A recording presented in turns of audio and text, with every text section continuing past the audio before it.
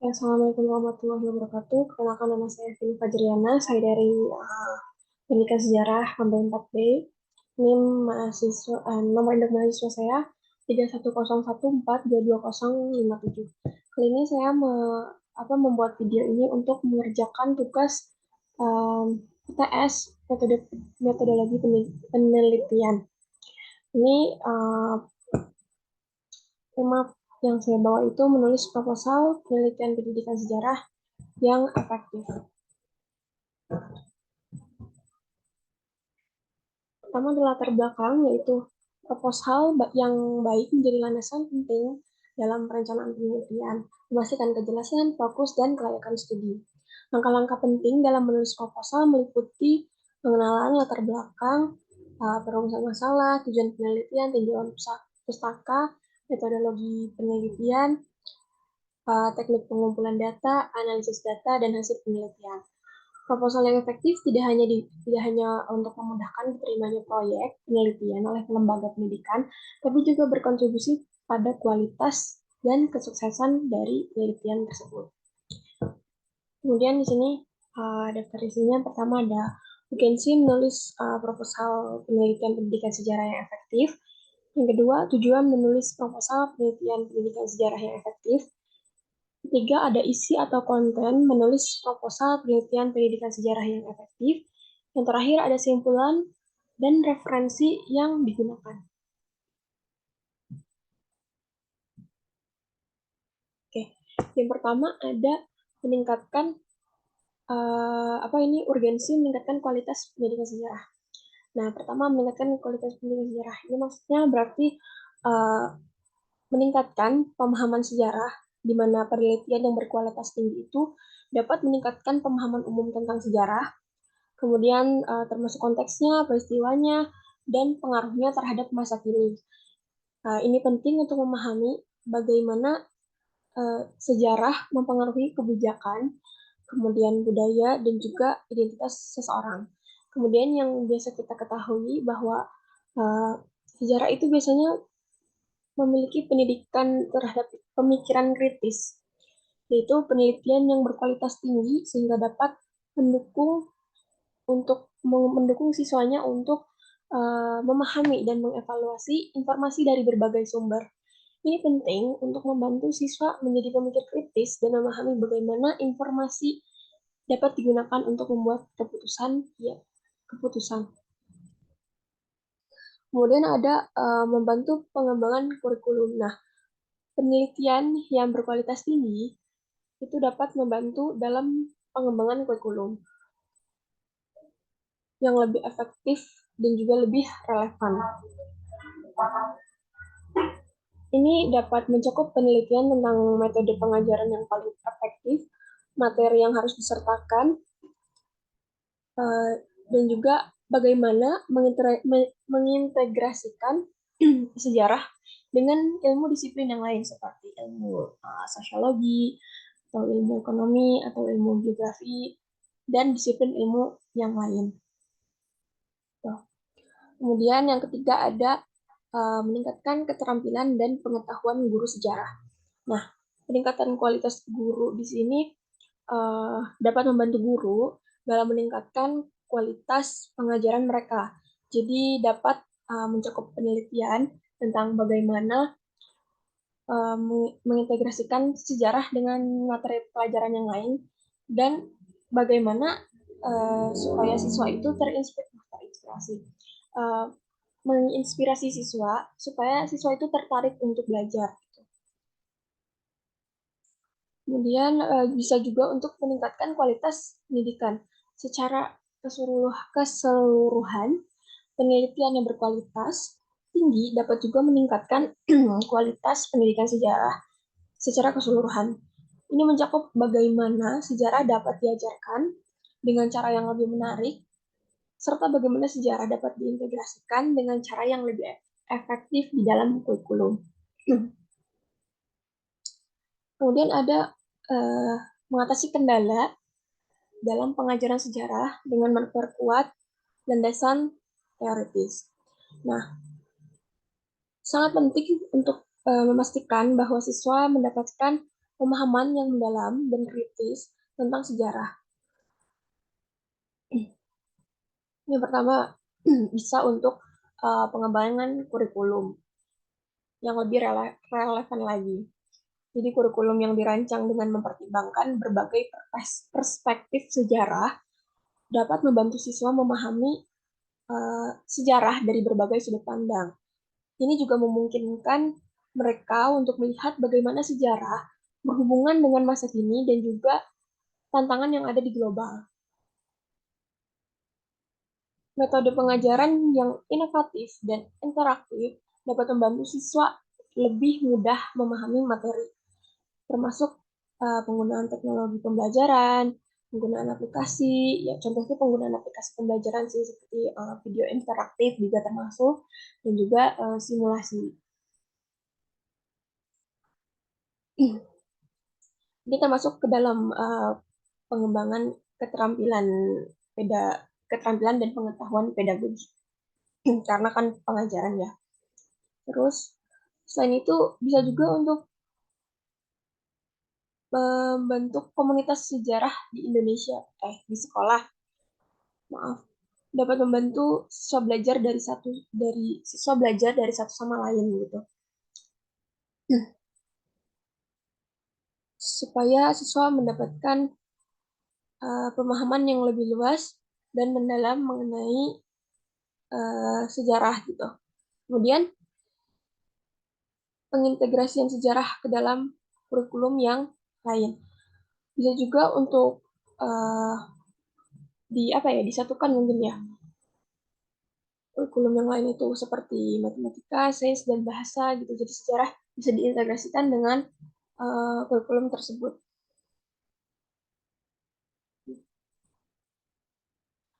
Dengan menerapkan langkah-langkah ini, pendidikan sejarah dapat menjadi lebih efektif dan relevan sehingga meningkatkan kualitas pendidikan secara keseluruhan. Kita lanjut ke tujuan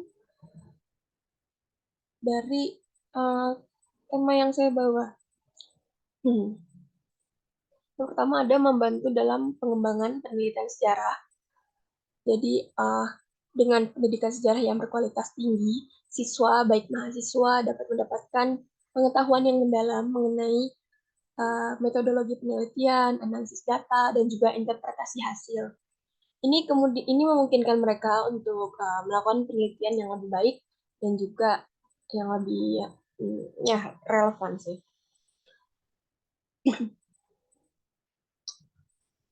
Kemudian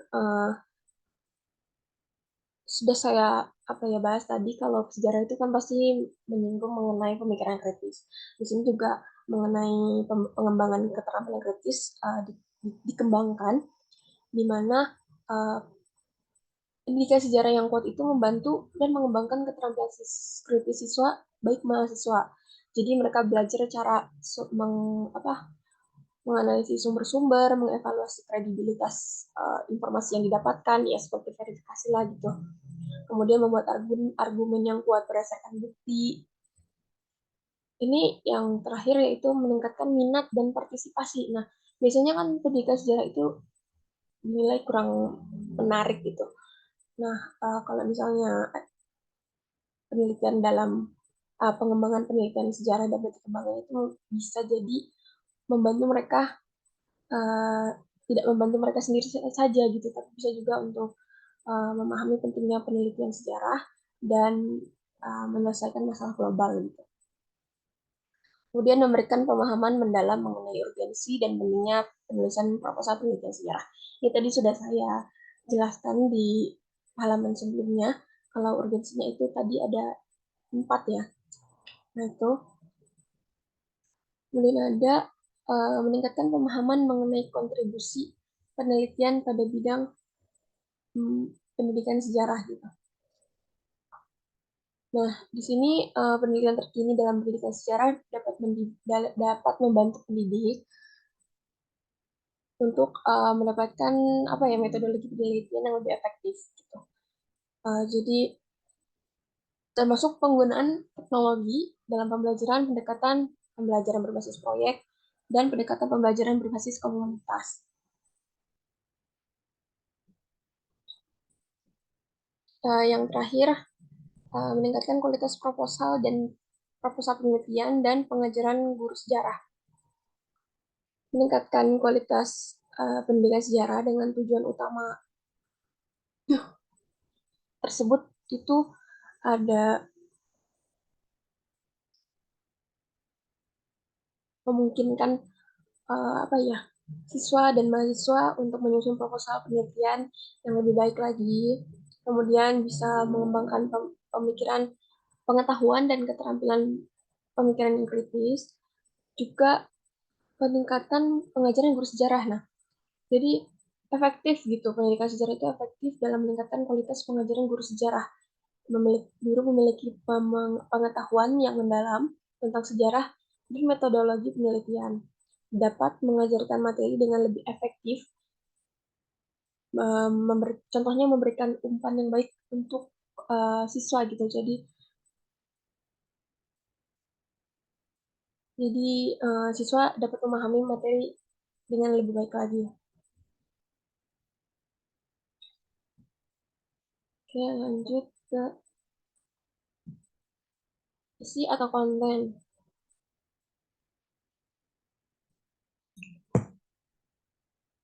Oke, isi atau konten yang pertama ada peran sumber daya digital dalam penelitian penelitian sejarah. Ini tuh terdapat dua sub materi kalau tidak salah. Yang pertama itu pemanfaatan teknologi dalam penelitian sejarah. Karena yang pertama itu kan akses ke sumber gitu. Teknologi memungkinkan peneliti untuk mengakses sumber-sumber yang tidak pernah terdapat uh, sebelumnya, mungkin seperti arsip-arsip digital, database online, dan sumber-sumber lainnya yang mungkin tidak tersedia secara fisik. Ini kan memperluas ruang penelitian gitu. Kemudian ada analisis data. Teknologi ini memberikan alat yang memungkinkan data analisis data yang lebih cepat dan efisien dengan kemampuan untuk menggunakan software analisis data. Peneliti dapat mengekstrak pola dan juga tren dari data yang besar dengan lebih mudah, yang pada gilirannya dapat mengarahkan penelitian mereka ke temuan yang baru. Kemudian ada kolaborasi, jadi peran sumber daya digital ini juga dapat berperan sebagai kolaborasi. Jadi bisa jadi terjadi kolaborasi antara peneliti di seluruh dunia dengan platform yang online, alat komunikasi gitu. Peneliti dapat kolaborasi mengenai proyek penelitian, bagi ide, kemudian berdiskusi tentang temuan-temuan mereka, dan sehingga dapat menghasilkan penelitian yang lebih inovatif dan komprehensif gitu. Kemudian yang keempat, bisa menggunakan teknologi dalam pengajaran. Nah, ini karena terkait dengan pendidikan ya, pasti penggunaan teknologi dalam pengajaran itu mengajarkan konsep dan metode penelitian sejarah dengan cara yang lebih interaktif dan juga lebih menarik. Yang berikutnya ada peningkatan kualitas publikasi. Teknologi memungkinkan peneliti untuk mempublikasikan hasil penelitian mereka dengan lebih mudah dan juga lebih efisien. Dengan platform digital, peneliti dapat mempublikasikan hasil penelitian mereka dalam format yang lebih mudah diakses. Gitu. Kemudian yang terakhir ini ada penggunaan teknologi dalam penelitian kualitatif. Nah, uh, penelitian kualitatif ini maksudnya wawancara, observasi, dan analisis konten untuk dilakukan secara digital gitu. Jadi memungkinkan peneliti untuk mengumpulkan data secara real time dan menganalisisnya dengan alat yang tersedia yang dapat meningkatkan kecepatan dan efisiensi waktu lah intinya gitu. Sebab kedua dari poin yang pertama ini yaitu kontribusi sumber daya digital terhadap kualitas proposal. Nah, dia ini dapat memperkaya konten dan juga data. Pertama, informasi. Akses mudah tadi kan data dari melalui internet, terus jurnal online, arsip online, dan juga basis data statistik. Terus visualisasi, penggunaan gambar, grafik, dan video berkualitas tinggi untuk menjelaskan ide dan data secara lebih menarik. Gitu. Terus dapat meningkatkan profesionalisme dan kredibilitas. Uh, Pertama, desain karena sekarang kan di sumber daya digital ini kan ada banyak aplikasi atau software yang mendukung desain-desain yang lebih menarik gitu. Jadi penggunaan template yang profesional dan format yang mudah dibaca untuk meningkatkan estetika dan kemudahan navigasi proposal. Kemudian penyuntingan alat bantu online untuk mengecek tata bahasa, ejaan, dan plagiarisme, serta memastikan proposal bebas dari kesalahan. Lalu ada mempermudah kolaborasi dan distribusi. Nah ini tadi karena dapat collab gitu ya, bekerja sama, penyusunan proposal itu bisa real time, nggak harus nunggu-nunggu ketemu. Penyebarannya pun ya pendistribusiannya tuh bisa melalui email, website, ataupun di media sosial yang sudah otomatis menghemat waktu dan juga biaya. Dan yang kedua ada metode penelitian yang efektif dengan teknologi. Ini sebabnya juga ada dua submateri maksud saya. Pertama, penerapan sumber daya digital dalam penulisan proposal. Contoh penerapannya, pencarian mengenai data dan informasi. Ini jujur saya sendiri juga pakai Google Scholar, yaitu untuk mencari jurnal-jurnal ilmiah dan buku-buku terkait topik proposal. Kemudian pembuatan konten dan visualisasi. Ada Canva untuk membuat desain grafis yang tadi itu supaya lebih apa ya, profesional dan juga meningkatkan estetika lah gitu. Dan juga penyuntingan dan proofreading. Kemudian ada kolaborasi, ya distribusi dan ada penyebarannya. Nah, ini di sini bisa di Akademia Edu itu salah satu web untuk membagikan proposal kepada komunitas akademis secara lebih luas.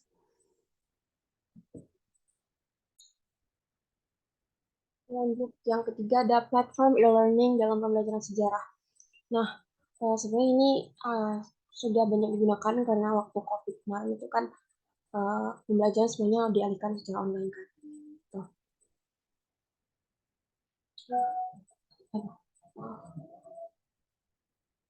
Pertama, uh, memainkan peran penting dalam konteks pendidikan jarak jauh. Yang pertama karena meningkatkan aksesibilitas. Platform e-learning itu memungkinkan siswa dan guru untuk mengakses materi pelajaran kapan saja. Memungkinkan, jadi secara lebih fleksibel lah tuh. Meningkatkan interaksi dengan fitur-fitur forum diskusi, video konferensi, kuis interaktif.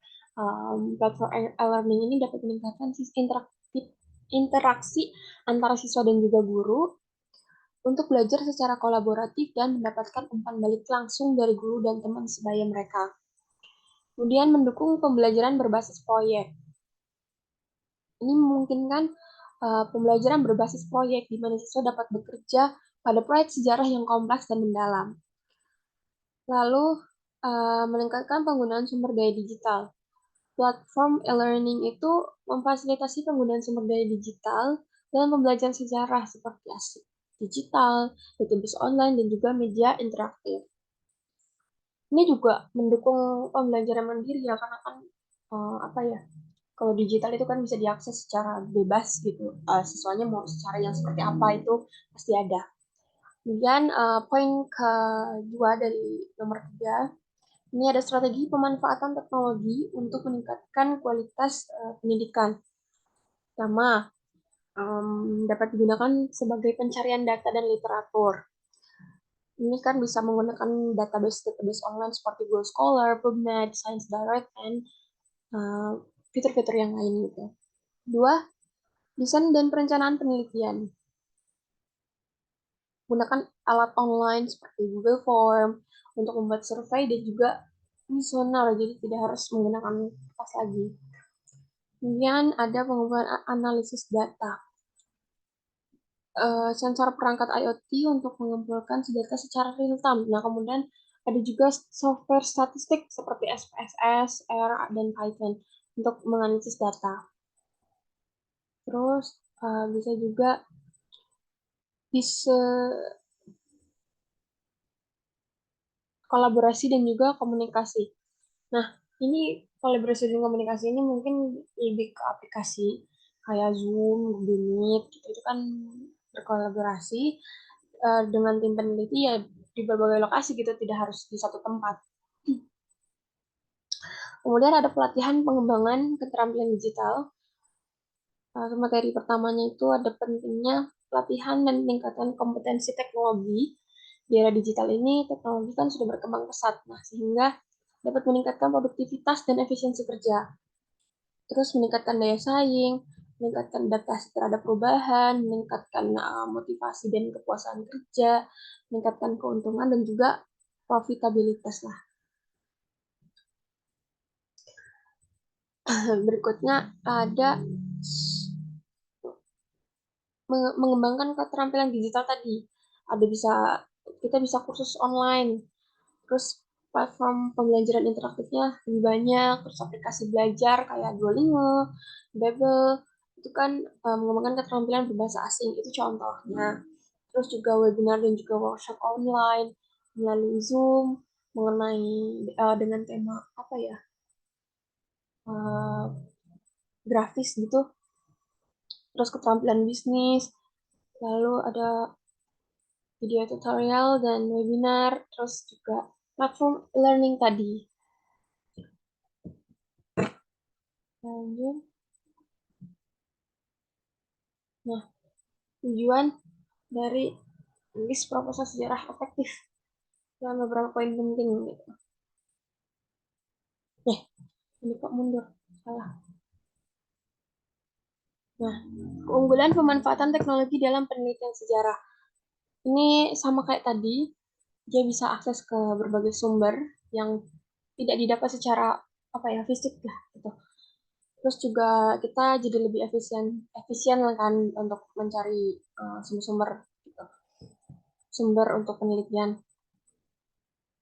Kemudian ada dampak positif dari keunggulan pemanfaatan teknologi dalam penelitian sejarah, sama meningkatkan kualitas dan profesionalisme proposal, terus meningkatkan uh, uh, memperluas jangkauan dan dampak dari proposal karena penyebaran proposalnya tadi itu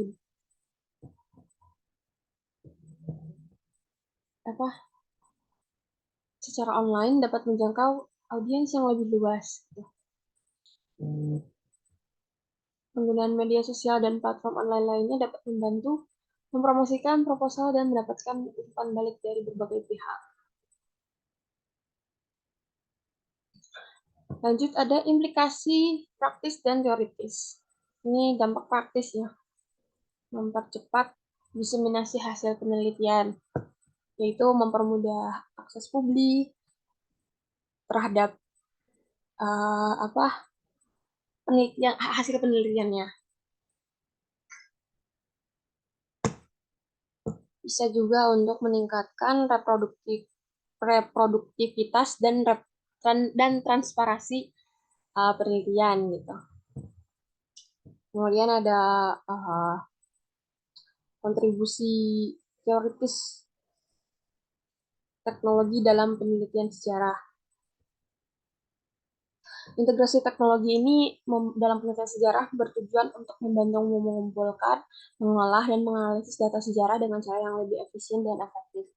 Dengan teknologi, penelitian sejarah dapat mengumpulkan data dari berbagai sumber, kan, seperti arsip, buku, dokumen elektronik, serta mengolah data tersebut dengan cara yang lebih cepat sehingga efisiensi waktu gitu. Lalu ada yang kolaborasi dan komunikasi online. Ini tadi sudah dibahas juga. Kemudian ada tantangan dan solusi dalam pemanfaatan sumber daya digital. Ini banyak sekali ya kalau untuk membahas tantangan sumber daya digital itu, karena kan bisa saja terjadi pelanggaran privasi. Berarti harus menjamin privasi individu yang dijangkau dalam penelitian. Kemudian pelanggaran hak atas privasi. Yang berarti kita itu sebagai peneliti mungkin ya, tidak boleh mengumpulkan data pribadi tanpa izin. Data pribadi harus disimpan dan diproteksi dengan sangat baik. Kemudian ada kebijakan data. Berarti harus memiliki kebijakan data yang jelas dan terdefinisi. Terus pengujian keamanan. Nah, aduh maaf. Peneliti harus melakukan pengujian keamanan data secara teratur yang berarti harus dilakukan pengujian keamanan data setiap saat yang diperlukan. Terus juga ada keterbatasan akses ya. Ini tantangan lain dari apa?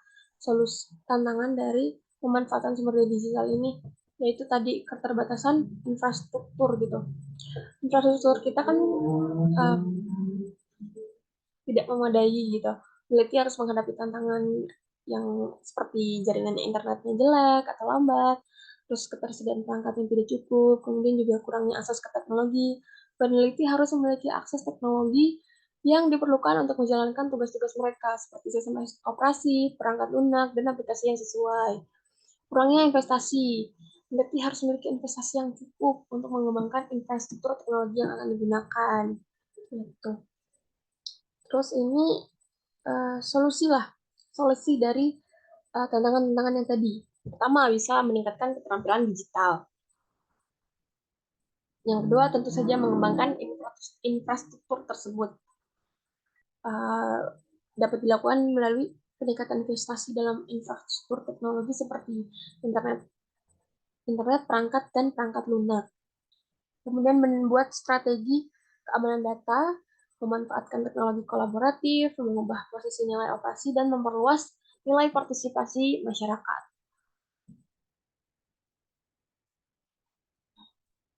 Mulai ini ada uh, kesimpulan sementara, ya simpulan dalam penelitian ini telah disorot pentingnya pemahaman sumber daya digital dalam penulisan proposal penelitian pendidikan sejarah untuk meningkatkan kualitas dan efektivitas penelitian. Integrasi teknologi dalam proses penelitian memungkinkan peneliti untuk menyajikan rencana penelitian yang lebih terperinci dan juga terstruktur. Dengan memanfaatkan sumber daya digital secara efektif, peneliti dapat memperoleh dukungan yang diperlukan untuk melanjutkan penelitian dengan lebih baik, serta memberikan gambaran yang lebih jelas dan lebih mendalam tentang tujuan serta metodologi penelitian yang akan dilakukan. Sebuah sementara ini menegaskan bahwa pemanfaatan sumber daya digital dalam penulisan proposal itu penelitian sejarah merupakan langkah penting dalam meningkatkan kualitas dan relevansi penelitian di bidang ini. Ini ada referensi, ini hanya sebagian, belum dicantumkan semua. Kemudian selesai. Terima kasih banyak. Sebelumnya saya mohon maaf karena tadi terdengar beberapa suara apa berisik, entah dari jalan atau tetangga karena memang rumah saya dekat jalan raya. Oke, sekian. Terima kasih. Wassalamualaikum warahmatullahi wabarakatuh.